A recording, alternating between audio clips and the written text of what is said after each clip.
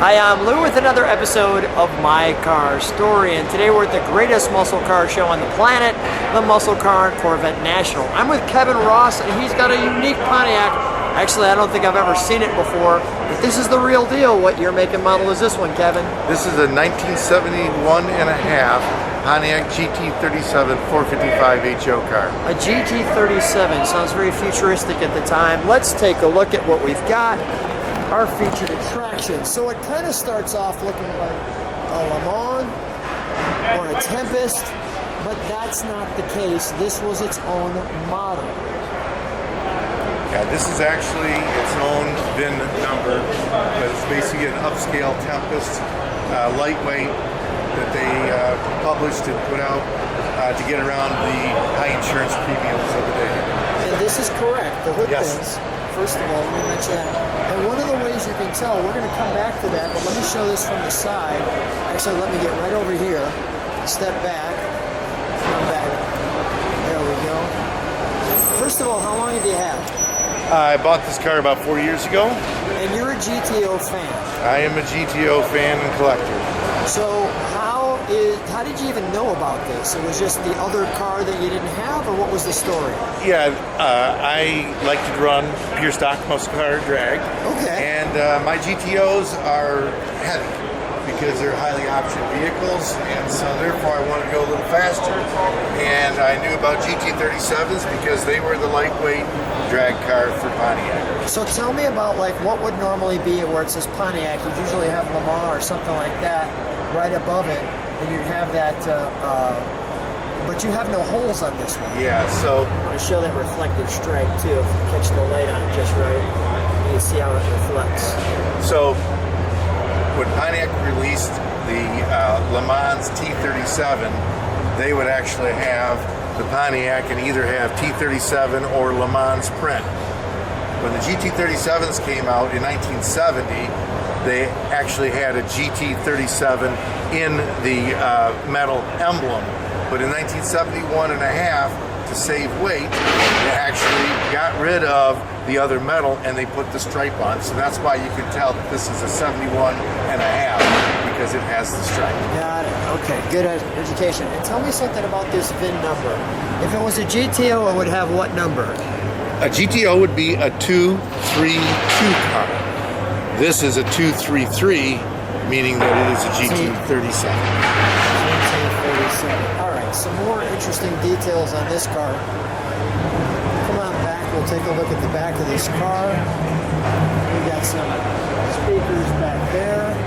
There's your only badge that actually says GT37, which you would have seen in the 70s, correct? Correct. All right, let's step back for a moment. And this car is really just a factory drag car. Right. Pretty much, it was just a lightweight car to have fun with to get around the high insurance premiums of the GTO. Let's open up the trunk. So how did you find this one? And actually, I think you had some help. Yeah, my sons were home for Thanksgiving, and I'd been looking for one for many, many years. Sorry, this is pretty dirty. You're doing fine. They were trying to help me find a GT37, and we pretty much gave up. So we said, well, let's get a Le Mans, and maybe we'll clone a Le Mans for the pure stock muscle car drag. Okay. And keep talking about it. but instead, they actually found several articles with Le Manses. Yeah. And I happened to notice that this one Le Mans painted in primer did not have the bolt holes, and once I knew on the side, so once I saw that, I called the gentleman up, asked him for the VIN number. He was nice enough to tell me that it was 233, and I told him that I would purchase the vehicle. I'll take it. Now, it didn't look like this.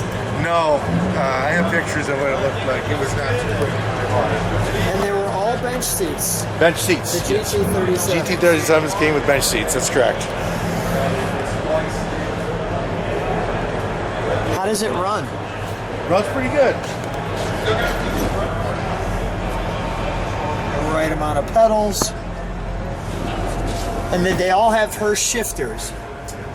They were 4-speed or 3-speed. That looks like kind of a heavy-duty seat belt there too. Yeah, it's supposed to have a seatbelt cover on it. Okay, all right. It's missing. That's why it's a little more heavy duty than normal. The other one, it's got the 140 mile an hour speedometer in it versus a 120.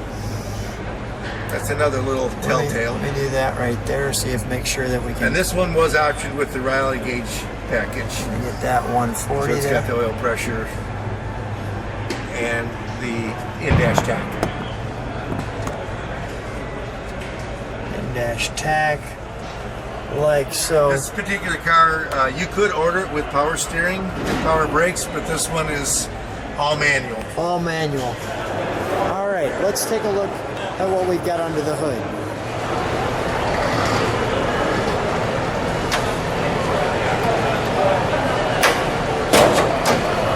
So as we open the hood, that stopped me right in my tracks when I walked by, because I thought, I'm not familiar with a Le Mans or a Tempest with a 455.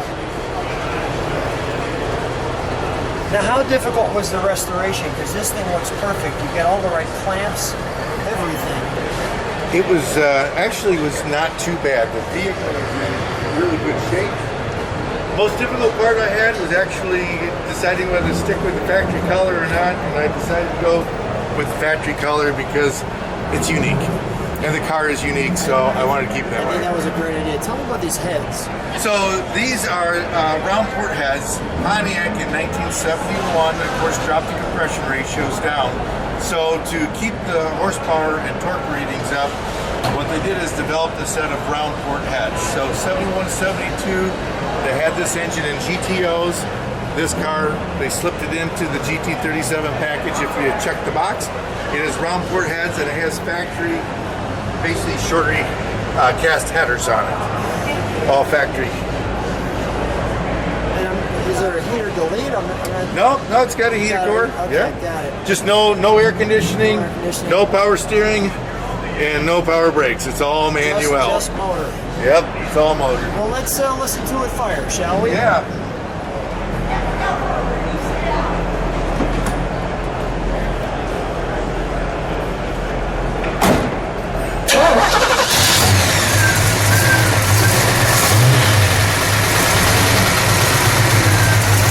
Let's hear what that sounds like.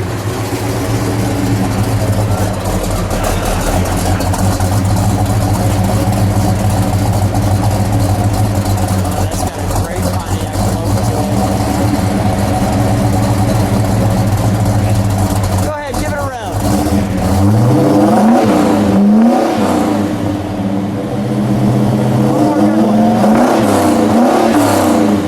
Okay, all right, come on out, Gavin.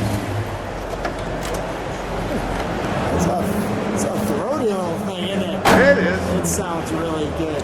It's fun. Well, what a great time having the car. What's the horsepower on something like this? This one is, I actually can't remember at the moment. I think it's 330, right around there. That sounds better than that, I'll tell you that. Yeah, oh, it's much better than that. But Yeah, very, very good. Well, thanks Yes, for sir. coming out to the Muscle Car and Corvette National. What fun sharing your car. Curious to see what people and how many views we get. It's a unique car for me, so I'm sure that they're going to have some good comments to say. Thanks for being on my car story. yeah, my pleasure.